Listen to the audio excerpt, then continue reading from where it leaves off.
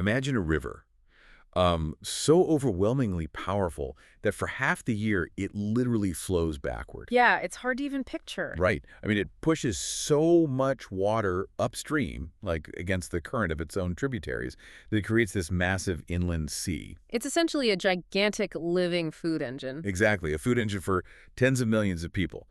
But today, the modern machinery that's designed to power those people's futures is quietly, systematically starving that very same river to death. Which is a terrifying paradox, really. It is. Welcome to the deep dive. We are turning our attention today to the Mekong River. Yeah. And, you really have to understand the sheer, just staggering scale of this system. Yeah, the numbers are kind of hard to wrap your head around. Totally. We're looking at a geographic force that stretches roughly 4,350 to 4,900 kilometers. Right, starting all the way up in the icy heights of the Tibetan Plateau. Yeah, and then carving its way all the way down to the South China Sea. It is the longest river in Southeast Asia, and it flows through 6 sovereign nations. So that's China, Myanmar, Laos, Thailand, Cambodia, and Vietnam. And, the footprint of the Mekong is almost incomprehensible when you first look at the data. I mean, it's not just the physical distance. No, it's the density, right? Exactly, the density of human reliance. You have upwards of 60 to 70 million people living in the lower basin alone. Wow. Yeah. And their daily survival, their food security, their economic stability, it's all inextricably tied to the water flowing right past their doors. And that tension between human survival and the physical nature of the river, that is the core mission for our deep dive today. It's what everything hinges on. Right. And we have an extensive stack of sources to parse through for you today. We're looking at a very sobering 2024 conservation report that assesses the existential threats to Mekong fish species. Which is grim reading, I have to say. Really grim. And then we have this granular, satellite-driven geopolitical data from the Stimson Center's Mekong Dam Monitor. Yeah, they track the movements of dozens of these massive hydropower projects. That's fascinating stuff. Plus, we have a wide array of historical, economic, and cultural analyses covering the entire region. So a really broad spectrum of data. Yeah, exactly. And the goal here is to synthesize all of this and answer the ultimate question these sources are posing, which is, can the Mekong remain a living biological flood pulse system while being simultaneously converted into an engineered continental energy corridor? I mean, that is the defining environmental and geopolitical question for Southeast Asia right now. Absolutely. You're basically asking if a dynamic, variable living system can somehow survive being reconfigured into a predictable machine? Okay, let's unpack this. Because based on the sources, treating the Mekong like a static blue line on a political map is the very first mistake most people make. Oh, without a doubt. It's the foundational misunderstanding. You really have to view it more like a massive regional campfire. I like that analogy. Yeah, so imagine millions of people gathered around this immense, life-giving fire in the dark. But up at the very top of the hill, right where the fuel is coming from, a small handful of actors are making unilateral decisions about how much warmth actually reaches the people sitting further down the slope. That framing captures the inherent vulnerability perfectly. I mean, it really does. Right. But to truly grasp the stakes of this modern tug-of-war, we first need to look at the actual ground that Campfire is built on. Historically speaking. Even further back, we need to step completely outside of our modern conception of borders and concrete infrastructure and look at deep time. Deep time. Yeah, we have to understand how this river literally manufactured the earth it flows through. And reading about this deep time aspect, Yeah. and it completely reframes the conversation for me. It changes everything. Because the geological reality of the Mekong isn't just, water flowing through a pre-cut trench. The river is the architect. Exactly. The river built the house. If you roll the clock back about 10,000 years, you're at the end of the last ice age. Okay. We're moving into our current geological epoch, right? The Holocene. So the planet is warming, massive glaciers are retreating, sea levels are rising, and the global monsoon patterns are shifting into the rhythms we recognize today. So the whole climate system is rebooting. Right. And the Mekong is carrying just immense volumes of glacial melt and monsoon rain down from the Himalayas. It's just astronomical amounts of water. Yeah. But here's the crazy part. If you looked at a map of Southeast Asia 10,000 years ago, a massive portion of what we now call the Mekong Delta. Right, which is in Vietnam. Exactly, this incredibly vast, fertile, agricultural powerhouse in southern Vietnam, it simply did not exist. It wasn't there at all. Not at all. It was open ocean. That is just wild to think about. It's a Holocene creation. Completely. So the land itself is practically brand new in geological terms. It is a brand new landmass. I mean, it was constructed grain by grain, drop by drop, over the last 6,000 to 8,000 years. Wow. And the mechanics of it are fascinating. So the river originates way up on the Tibetan Plateau, right? Yeah, super high elevation. High elevation. And as it drops thousands of meters, the water moves with terrifying kinetic energy. Just ripping through the landscape. Exactly. It grinds down the rock and it picks up millions of tons of silt, sand, and sediment. And it just carries all that downstream. Right. It carries the suspended load all the way down through the basin. And when the river finally reaches the flat expanse of the coast, it slows down. Because it loses that momentum. It loses the kinetic energy, yeah. And when it slows down, it drops the sediment. Oh, I see. So layer upon layer, millennium after millennium, the river physically pushed the coastline out into the South China Sea. It invented the landmass. It's basically a geological 3D printer. Yes. That's exactly it. I mean, water isn't just a passenger on the landscape. It is the raw material in the machine building the ground that millions of people will eventually farm and live on. A 3D printer is a highly accurate way to visualize it. And, once that land was printed and the seasonal flow of the river stabilized into a predictable annual rhythm, human civilization emerged to harness it. Which brings us to the historical human element. Right, because you don't get the great empires of Southeast Asia without the specific hydrology of the Mekong. To see how that relationship evolved, the sources point us toward the Angkor period. Beginning around the 9th century, right? Yeah, exactly. The era of the Khmer Empire, like the builders of Angkor Wat. And it's funny, when we think of Angkor, we usually think of the massive stone temples. Sure, the architecture is what everyone knows. But the sources really hammer home that the true genius of that empire was its plumbing. Oh, absolutely. The statecraft of the Khmer Empire was entirely synonymous with hydrology. I mean, water management wasn't just like an agricultural side project for them. No, it was the mechanism of absolute state power. The empire sustained this massive population by constructing an overwhelmingly complex network of canals, embankments, and these massive rectangular reservoirs. The berets. The berets, right. And these things were capable of holding tens of millions of cubic meters of water. But the crucial distinction here, and the sources really emphasize this, is that the Khmer weren't tricked to build walls to keep the river out. No, not at all. They weren't trying to fight the water's natural behavior. Right. What's fascinating here is they engineered an amplification of the natural system. They leaned into it. They completely leaned into it. They tied their agricultural survival, their religious cosmology, and their political legitimacy to the natural timing of the wet and dry seasons. Because the monsoon dictated everything. Everything. They understood that the river was an integrated system. So their infrastructure was designed to capture the floodwaters when the river naturally expanded, hold that water through the dry season, and then release it for a second or third rice harvest. So they essentially synchronized their entire society to the river's biological clock. Precisely. They moved with the water. Right. So ancient societies succeeded by adapting to the river's rhythm. But today, well, the strategy is completely flipped. We're doing the exact opposite. We are attempting to force the river to adapt to a human economic rhythm. And we know how the river built the land in the past.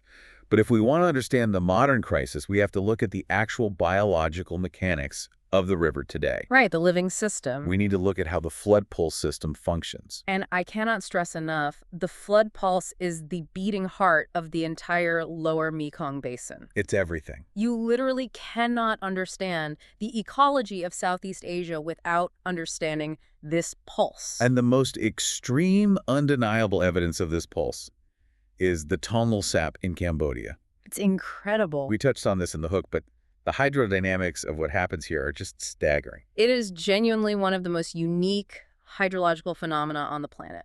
Walk us through how it actually works. Okay, so during the dry season, the tonal sap functions as a fairly typical, albeit very shallow, lake in central Cambodia. It's normal lake. Right. And it drains out through the Tonle Sap River, which acts as a tributary, flowing south to merge with the mainstream Mekong River at Phnom Penh. Okay, so that is the standard gravity-fed flow. Tributary flows into the main river. Exactly. Normal physics. But then the monsoon arrives. Then the monsoon hits, usually around May or June, and the volume of water traveling down the mainstream Mekong from the Himalayas and the highlands becomes just astronomical. It's just a deluge. Yeah. So as this massive surge of water hits that confluence at Phnom Penh, the volumetric pressure of the mainstream Mekong is so intense that it creates a physical hydrodynamic wall of water. A wall of water. Literally. Yeah. The smaller Tonle Sap tributary simply cannot overcome the pressure. It has nowhere to go. Wow. So the sheer force of the Mekong pushes the tributary's water back on itself. It reverses it. The flow reverses entirely. The Mekong physically forces its floodwaters up the Tonle Sap River and back into the lake. So it fills the lake up like a bathtub from the bottom drain. That's a perfect way to picture it. And the area expansion of the lake is massive, right? Oh, it's unbelievable. It expands from roughly 2,500 square kilometers in the dry season to upwards of 15,000 square kilometers at the peak of the flood. That is just an insane amount of water. And the depth can go from 1 meter to 10 meters. And this isn't just an interesting geographic quirk, right? This expansion is the biological engine for the entire region. Without a doubt. Because the floodwaters spill over the lake's dry season boundaries, and they inundate the surrounding forests, the grasslands, the floodplains. It basically swallows the landscape. It does. And this creates a vast, temporary, nutrient-rich wetland. Okay. And this submerged forest becomes the ultimate nursery. Millions upon millions of fish from the mainstream Mekong migrate up into this flooded zone. Oh, so they travel up into the flooded forest to breed. Exactly. They breed, they spawn, and they feed on the massive bloom of vegetation and insects that are now underwater. It's like a temporary underwater jungle that produces an incalculable amount of protein. That is exactly what it is. But according to the 2024 conservation report in our stack, that biological engine is flashing some severe warning signs right now. Yeah, the findings in that report are, well, they're grim. It assesses that a full 19% of the fish species in the Mekong are currently threatened with extinction. Nearly 1 in 5 species. 1 in 5. And you have to remember, the Mekong is second only to the Amazon in terms of sheer fish biodiversity. Right. We are talking about hundreds of species, and many of which are endemic, meaning they exist absolutely nowhere else on Earth. And for the people living in the basin, this isn't an abstract loss of biodiversity. Like, this is the primary source of protein for tens of millions of people. It's their daily meals. Yeah. If that fishery collapses, you have an immediate, massive human food security crisis. So what are the mechanics of this threat? Why are 19% of these species suddenly on the brink? It is a compounding multivariable crisis, as these things usually are. Right. It's never just one thing. No. You have localized threats, right? Intense overfishing driven by population growth, the destruction of these crucial flooded forests for agricultural expansion, and the introduction of invasive species. Okay, so that's the local level. Yeah. But the macro-level threats are deeply structural. Sand mining is destroying the riverbed habitats where many of these fish spawn. We'll definitely get into the sand mining later because that is wild. It really is. And then, of course, climate change is causing erratic monsoons, which leads to shallower floods that just don't reach the required nursery zones. Because the water doesn't get high enough. Right. But the most profound structural threat to the migration cycle is the proliferation of megadams. Okay, so if the entire biological engine relies on the massive kind of chaotic surge of the flood pulse to trigger migrations and fill the wetlands, what happens when human engineering steps in to, manage that water? Everything breaks down.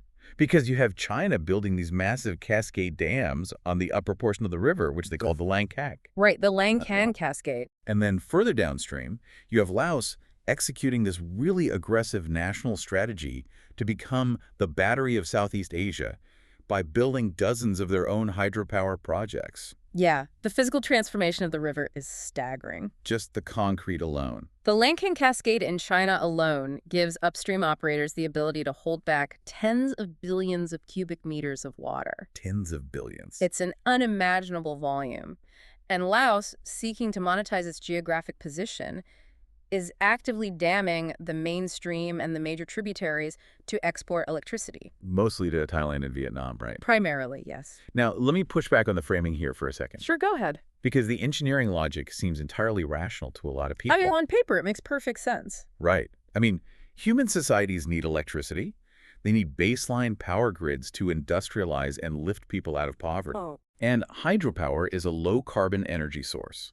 And from a water management perspective, aren't dams just storing excess water during the destructive monsoon floods so it can be utilized during the dry season droughts? Like, what is mechanically wrong with that logic? Well, the logic is perfectly sound if your only metric is industrial efficiency and risk mitigation. Okay. I mean, engineering prizes predictability. You want a flat, reliable discharge of water moving through the turbines every single day to generate a stable energy baseline. You want to know exactly what you're getting. Exactly. You want to shave off the extreme peaks of the flood to prevent property damage, and you want to raise the extreme valleys of the dry season to aid navigation. You just want to smooth out the curve. You want a flat line. But here is the fatal ecological flaw in that logic. What is it?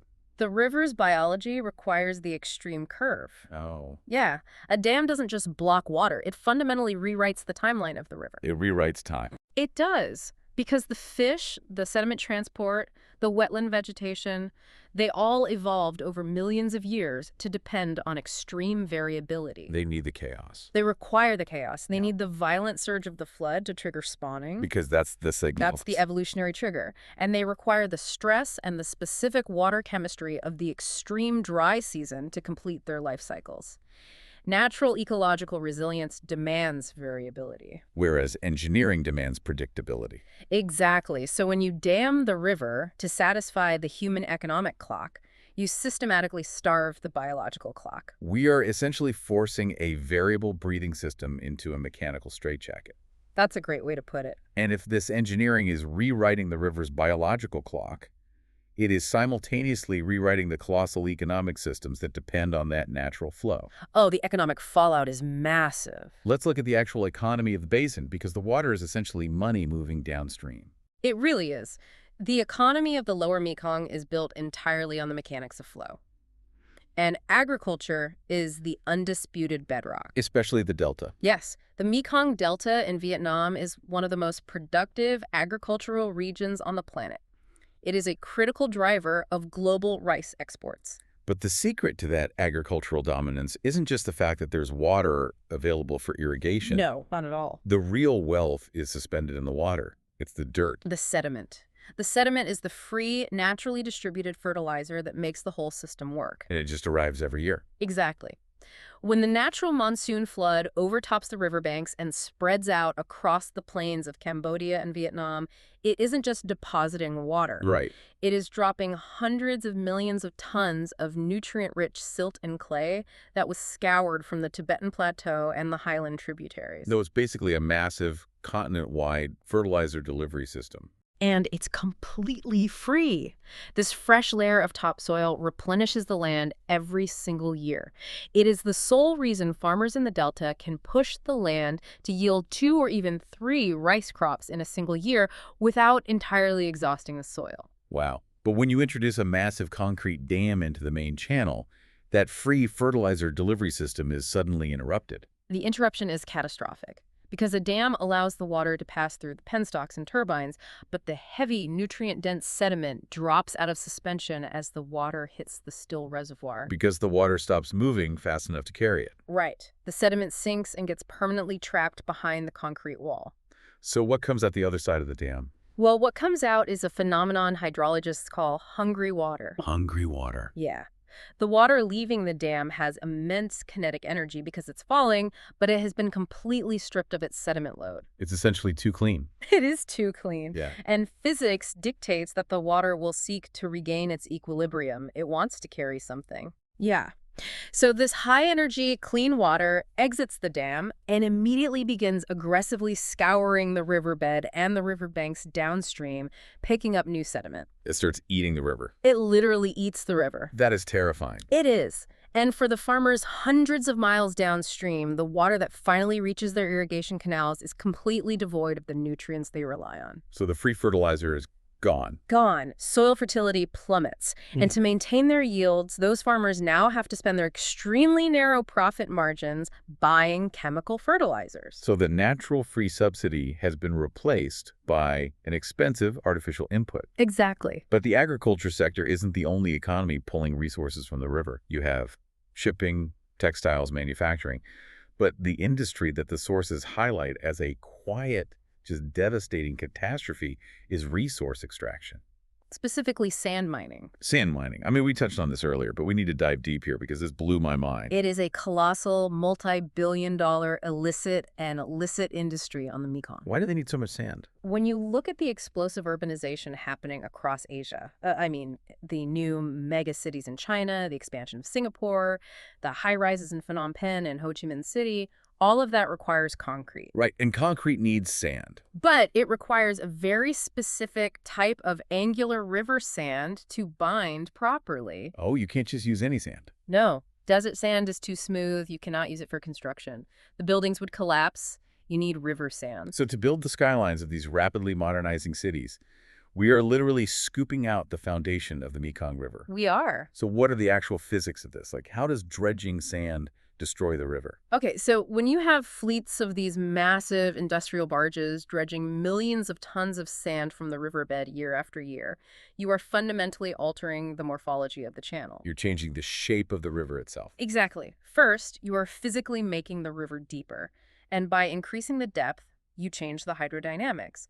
The water now flows through that deeper channel with less friction and much higher velocity. So the water is moving faster and hitting harder. Yes, and at the same time, you are altering what engineers call the angle of repose. Which means what exactly? It means that by digging massive pits in the center of the riverbed, the slopes of the underwater banks become incredibly steep. Okay, I see where this is going. Combine those artificially steep, unstable banks with the faster, more aggressive flow of the hungry water we just talked about, and you get systemic riverbank collapse. The structural support is simply gone. It's completely gone. The water violently scours the dirt out from under the banks until massive chunks of land, often taking houses, roads, and centuries-old farms with them, they just calve off and disappear into the river. It is a terrifying mechanical chain reaction. It's devastating for the people living on those banks. I mean, you dredge the sand, the water speeds up, the banks collapse, the sediment is lost, and the delta shrinks. That's the sequence. So what does this all mean? Well, it points to a deeply unequal economic reality in the basin. Because the river is generating incalculable wealth, but the distribution of that wealth is entirely asymmetrical. The sources outline a pretty brutal economic paradox here. The benefits of this newly engineered extracted river system are overwhelmingly concentrated at the top. Who are the winners here? The national government's collecting export revenue from hydropower, the foreign investors financing the dams, the urban construction firms buying the mine sand, the factories using the reliable baseline power, they are reaping the rewards. But the losers. The people who rely on the biological reality of the river. Right. The downstream rice farmers dealing with hungry water, the fishing communities watching their catch numbers plummet, the families whose homes literally fall into the river due to sand mining, they bear nearly 100% of the risk and the cost. They are subsidizing the industrialization of the region with their livelihoods and their land. They are. And this forces us to reevaluate the diplomatic rhetoric surrounding the Mekong. You know, you constantly hear it referred to in treaties and summits as a shared resource. Right, everyone's sharing the river. But the data makes it unequivocally clear. The Mekong is not a shared system. It is a highly contested system. It's a battleground. It is a zero-sum battleground between the extraction of economic value and the preservation of biological survival. And whenever you have a deeply contested zero-sum resource, you inherently have a geopolitical power struggle. Inevitably. But on a river, power doesn't just depend on your military or your economy. Power follows a very rigid law of physics. It flows downstream. Gravity is the ultimate diplomat. Exactly. The entity at the highest elevation holds the cards. Let's look at the geometry of power on the Mekong and how these risks are stacking up into a regional crisis. Well, on an international river, geography is destiny. That's a great phrase. It's true.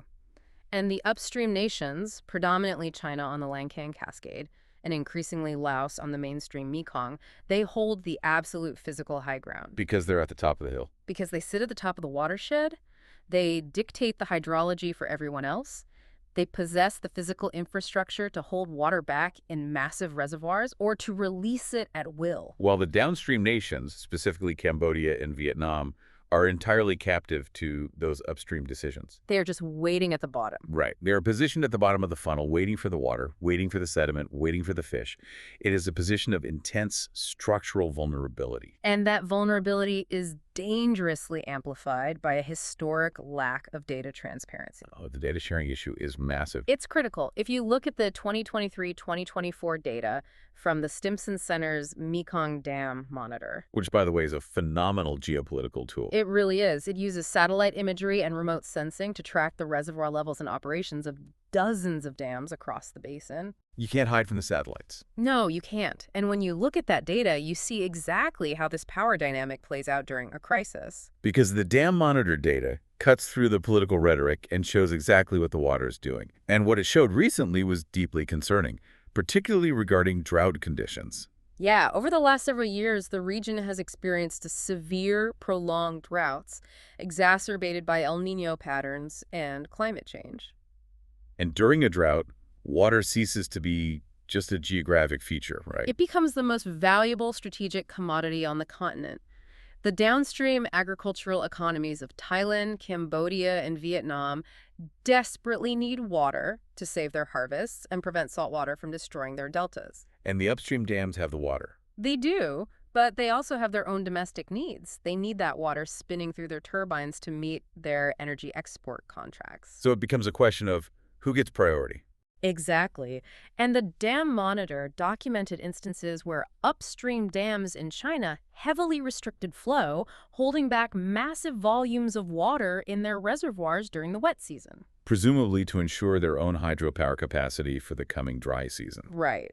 Meanwhile, the downstream countries were simultaneously experiencing historic low flows, resulting in devastating agricultural losses. But the core issue here isn't just that the water is being held. No. It's that the downstream countries often have no idea what the upstream operators are going to do. Yeah. The historical lack of real-time binding data sharing is just staggering. It is. I mean, it's less like a poker game where everyone is hiding their cards and much more like an air traffic control tower suddenly going completely dark. The air traffic control analogy is spot on. I mean, if you are a downstream farmer in the Vietnamese Delta, your entire existence depends on timing. You need to know when the water is coming. You have to know so you can plant your seeds. If you assume the natural monsoon flow is arriving and you plant your crops, but an upstream dam operator decides to withhold the flow to fill a reservoir, your crop burns in the sun. You lose your income for the year. Completely. And conversely, if an upstream dam suddenly releases a massive surge of water to generate peak hour electricity, and you aren't warned, your fields are unexpectedly flooded and destroyed. So when you withhold the data, you turn a natural climate crisis into a geopolitical weapon. Information control becomes the mechanism of dominance. If you control the data, you control the downstream economy. That's the reality. And these isolated decisions, a dam holding water here, a barge mining sand there, they don't exist in a vacuum. No, they flow downstream and they accumulate. The risks compound. They stack on top of one another. They do. And the absolute endpoint of this entire continental system, the place where every single upstream decision finally materializes into physical reality, is the Mekong Delta in Vietnam. The delta is essentially the canary in the coal mine for the entire basin. It is. And right now, that canary is barely breathing. Walk us through what's happening in the delta, because it sounds like a perfect storm. The Delta is facing an existential convergence of interconnected disasters. First, as we discussed, the upstream dams have trapped the sediment, so the land mass is no longer being replenished. It is literally starving for dirt. Yes. Second, because of global climate change, sea levels in the South China Sea are rising, pushing higher and higher against the coast. So you have less fresh water pushing out and more salt water pushing in. Exactly. But it gets even worse. How? Because surface water from the river has become increasingly unreliable due to dams and droughts, the millions of farmers and residents in the Delta have resorted to aggressively pumping groundwater from underground aquifers to survive. Oh, I see. And what happens mechanically when you pump massive amounts of water out of the ground beneath the delta? Well, the geological structure loses its hydrostatic pressure, meaning the land literally begins to compress and sink under its own weight. This is called subsidence. So the ground is physically dropping. Yes. Parts of the Mekong Delta are sinking at a rate of several centimeters per year. That seems really fast. It is exponentially faster than the rate of global sea level rise. So to summarize this nightmare scenario, The land is starving for new sediment. It is physically sinking from below due to groundwater extraction, and it is being drowned from above by a rising, warming ocean. It's being attacked from all three dimensions, and the mechanical result is extreme salinity intrusion. The salt water gets in. Yes. During the dry season, particularly when upstream dams are retaining water and natural flow is low, the ocean salt water pushes dozens of kilometers inland up the river channels. It just drives right up the river. It infiltrates the irrigation canals, it poisons the soil. Wow. Traditional rice farming becomes biologically impossible in these zones. Because you can't grow rice and salt. No. So farmers are being forced to abandon rice and switch to shrimp farming, which brings its own massive ecological problems. Or they simply abandon their ancestral land entirely and migrate to the cities. The delta is structurally collapsing. It is. When you look at the Mekong from this macro geopolitical level, it can feel overwhelmingly abstract. The scale of the concrete, the nation-states maneuvering diplomatically, the gigawatts of power. It's very easy to lose sight of the people. It's so easy to lose the human element. But I want to shift our perspective. Let's zoom all the way down to the ground level. Okay.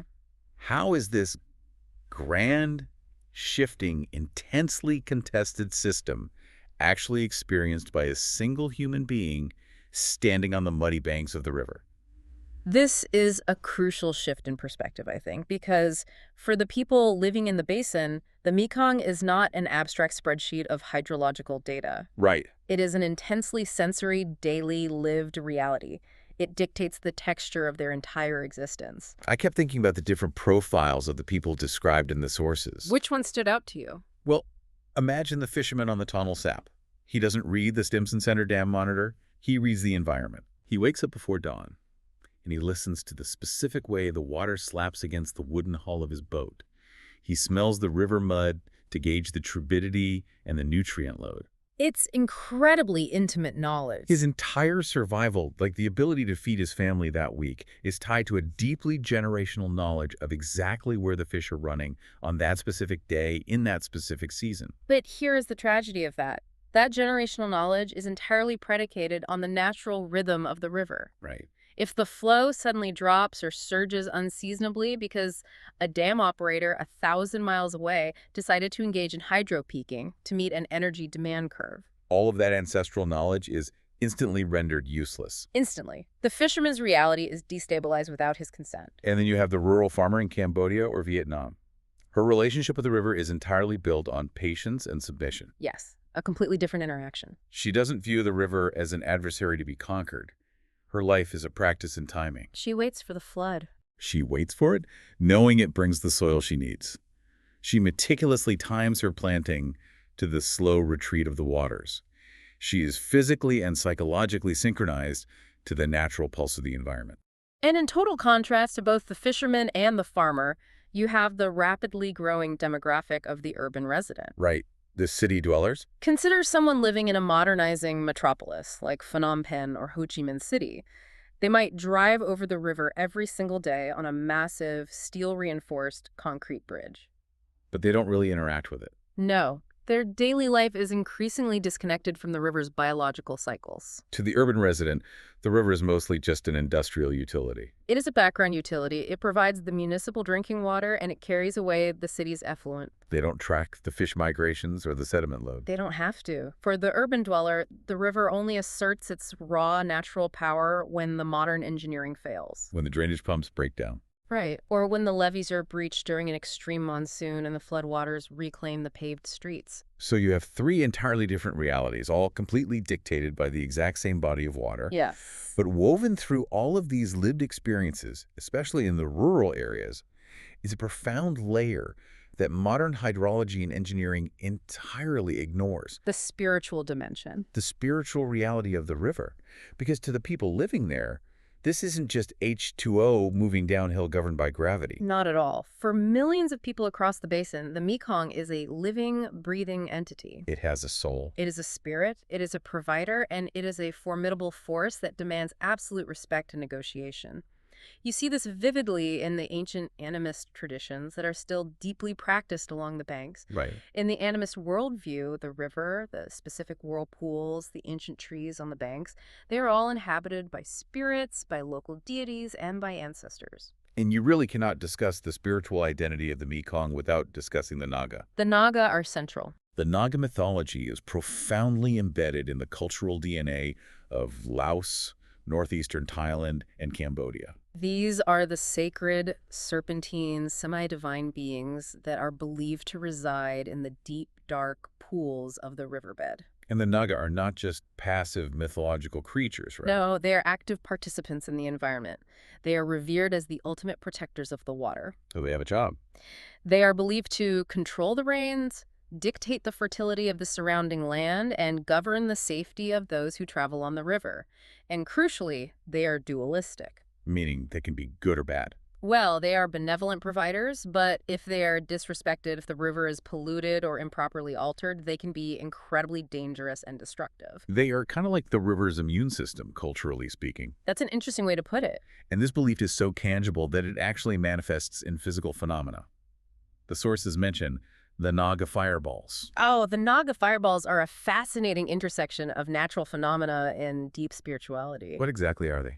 During certain times of the year, particularly around the end of the Buddhist Lent, mysterious glowing red orbs periodically shoot up from the surface of the river. Just out of the water. Right out of the water, mostly along the Thai-Lao border, and they disappear into the night sky. And while a hydrologist or a chemist might look at that and debate whether it's, naturally occurring methane or phosphine gas bubbling up from decaying organic matter in the riverbed. Right, the scientific explanation. The cultural interpretation is vastly different. Very different. The spiritual interpretation is that the fireballs are the breath of the Naga. Wow. It is the sacred serpents making their presence known, validating the belief system. It attributes explicit intent, personality, and agency to the water itself. And this animistic foundation is heavily intertwined with Theravada Buddhism, which is the dominant religion across the mainland Southeast Asian basin. It is. Theravada Buddhism fundamentally shapes how the communities interact with the river. The Mekong is the central artery for ritual life. So there are ceremonies tied to it. Constantly. You have daily offerings made to the water, ceremonial cleansings, and massive, highly competitive boat racing festivals that are strictly timed to the lunar cycles and the recession of the floodwaters. But it's deeper than just using the water for rituals. The physical behavior of the river actually embodies the core philosophical tenets of the religion. Exactly. One of the absolute central tenets of Theravada Buddhism is Anicca, the doctrine of impermanence. Impermanence. Yes. Yeah. It is the understanding that all conditioned things are in a constant state of flux, nothing is static, and suffering arises from trying to cling to that which is naturally changing. And a river is the ultimate symbol of that. Well, modern engineering looks at the Mekong and sees a chaotic resource that must be managed, stabilized, and extracted for maximum efficiency. It views the river as a static object. Right. But the traditional spiritual view treats the river as a dynamic, living relationship. You do not control the river. You respect it, you adapt to it, and you negotiate with it for your survival. And as the concrete continues to pour, as the dams multiply and the control increases, the river is risking something much deeper than just the loss of its sediment or its fish. It's losing its soul. It is risking the complete eradication of its identity as a living, sacred presence. It is being forcibly reduced from a deity into a spreadsheet of megawatts, cubic meters, and export tariffs. And when a society fundamentally alters how it views the natural world, transitioning from a sacred reciprocal partner to an industrial exploitable utility, the psychological and cultural impacts on those communities are profound, alienating, and permanently altering. They really are. And, to truly grasp the magnitude of the transition happening on the Mekong, we have to look outward. We need some context. We need to hold the Mekong up like a mirror against the other great river systems of the world.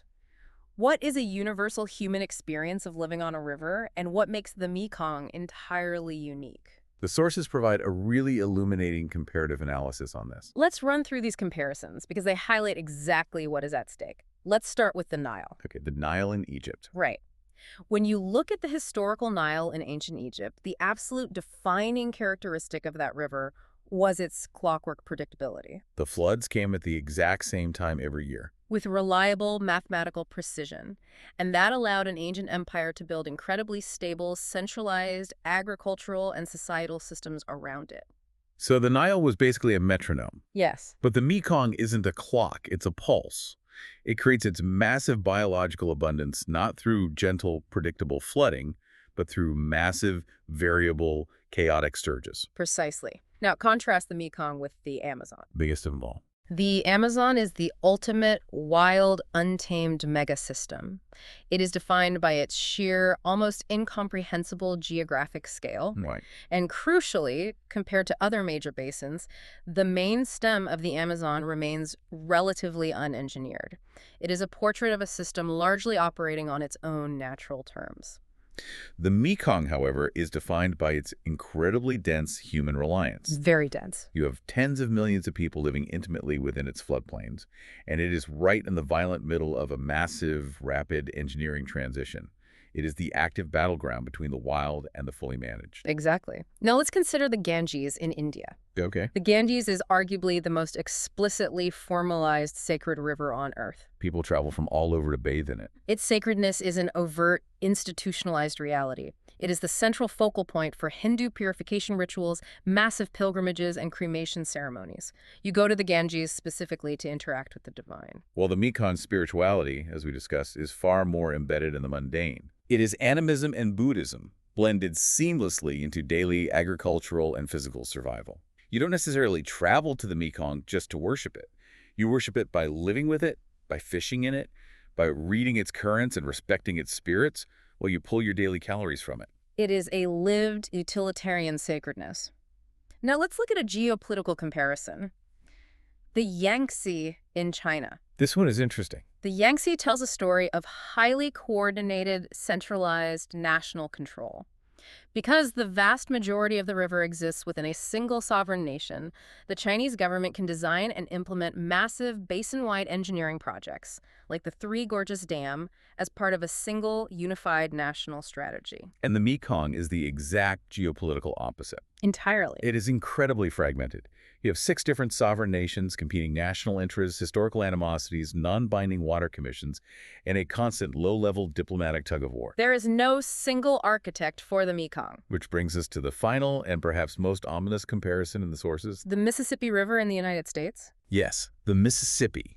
When I was reading the analysis of the Mississippi, it felt like I was reading The Ghost of Christmas Future for the Mekong. It is a stark warning. It really is. The Mississippi represents the zenith of the modern human impulse to completely control a river. We tried to put it in a box. We did. Over the last century, spearheaded by the Army Corps of Engineers, the Mississippi has been relentlessly, aggressively engineered. We decided that the river's natural tendency to meander and flood was unacceptable for modern agriculture and urban development. So we locked it into a fixed, rigid channel. We built thousands of miles of towering earthen and concrete levees. We fundamentally disconnected the river from its natural historical floodplains. We prioritized absolute control above all else.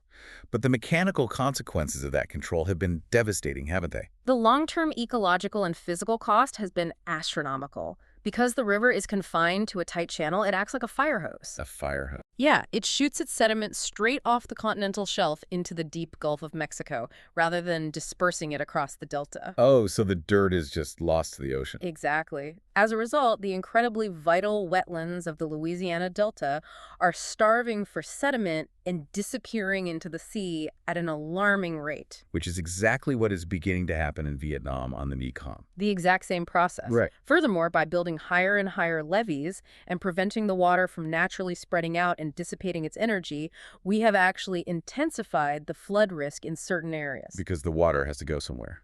When a levee inevitably fails under that immense pressure, the destruction is catastrophic. So the Mississippi represents maximum human control.